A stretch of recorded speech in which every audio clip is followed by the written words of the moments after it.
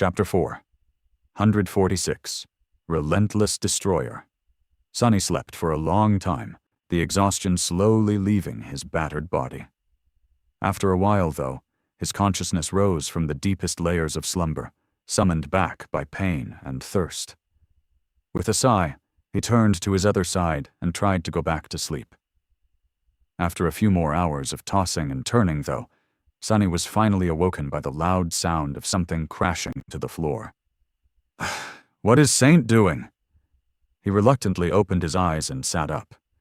As Sonny's weight shifted, the bed beneath him suddenly broke with a loud crack. He rolled onto the floor with a startled yelp. "Huh?" Standing up, Sonny looked at the broken bed, then at the hall of the obsidian tower, which was now submerged in darkness. A bewildered expression appeared on his face. The room he had entered before had gone through a dramatic transformation while he was asleep.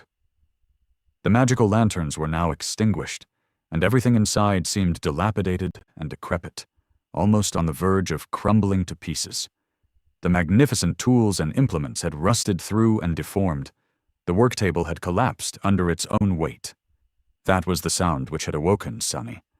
The food he had enjoyed yesterday had turned to dust. The pristine condition of the hall was gone, and now it was full of darkness, debris, and dirt. It was as though eons had passed since he fell asleep. A cold feeling appeared in his chest. Have I slept for 1,000 years? Remembering fairy tales where similar things often happened, Sonny felt a hint of horror, but then thought about it for a few moments and calmed down. No, he had not.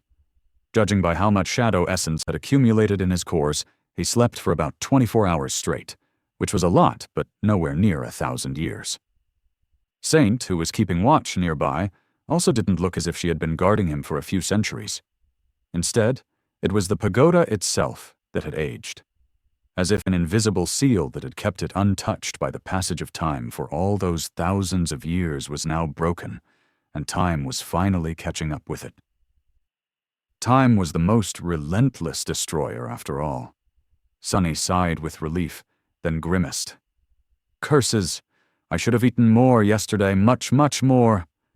All that delicious food wasted. Shaking his head dejectedly, Sonny looked around, then accessed his own state. His wounds were already much better than they had been the day before. The burns were still rather painful, but within his capacity to endure without being slowed down in battle. Too much. A couple more days of rest, and he would be close to being fully functional again. He was really hungry, though, but that was going to have to wait.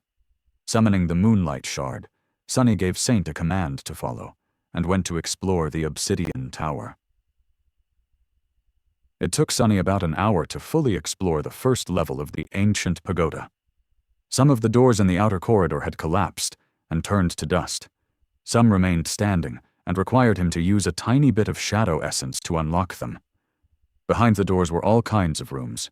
Most of them were empty, suggesting that the master of the tower had moved away a long time ago, taking all the valuable things with him, while some contained weathered debris and dust. Sonny spent a lot of time trying to understand what all these things had once been. By the damage done by the accelerated time was too extensive to even guess. Such a shame. Feeling strangely disappointed, Sonny decided that it was time to move on to other levels of the tower. He still had to find the thing that had pulled him towards this place, as well as, hopefully, some means of returning either to the Chained Isles or to the real world. The idea of being stuck on this island forever did not seem very appealing, especially now that there was no food anywhere around. Not finding anything interesting on the first level, Sonny decided to explore further. From the outside, it had seemed as though the obsidian tower had 6 levels, which really surprised Sonny. He had expected there to be 7. However, after finding 2 stairwells, one stair leading up, the other down, he realized that there was an underground level too, which explained this small discrepancy. Everything having to do with the spell and the dream realm had a tendency to be tied to the number 7, except the gods, of whom there had been only 6. I guess that's why they are called gods. No law can bind them. Not even such a weird and random law as all things coming in sevens. Sonny looked up, then looked down, and decided to explore the underground level first. Letting Saint go ahead, he entered the spiraling staircase and descended into the depths of the dark island.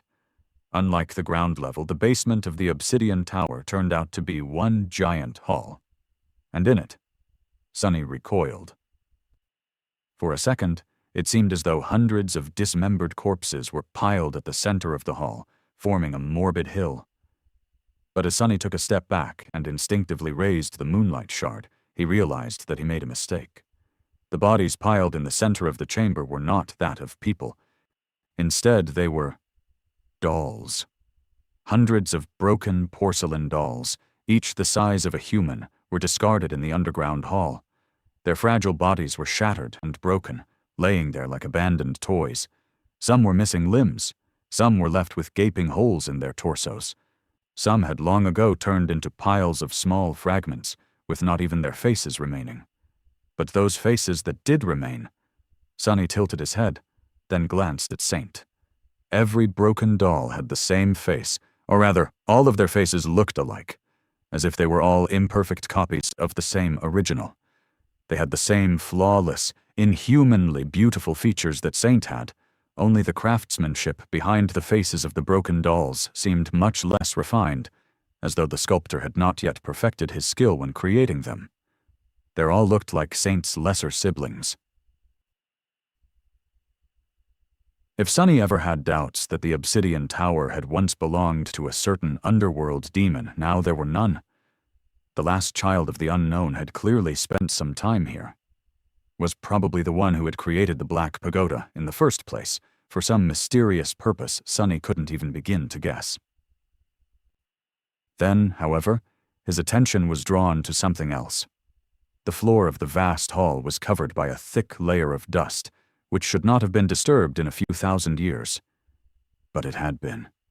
A set of fleet footprints led all the way from the bottom of the stairs, where Sonny was standing, to the pile of broken dolls, circled it, and then mysteriously disappeared. Sonny stared at it for a few moments, surprised. Someone had entered the obsidian tower before me.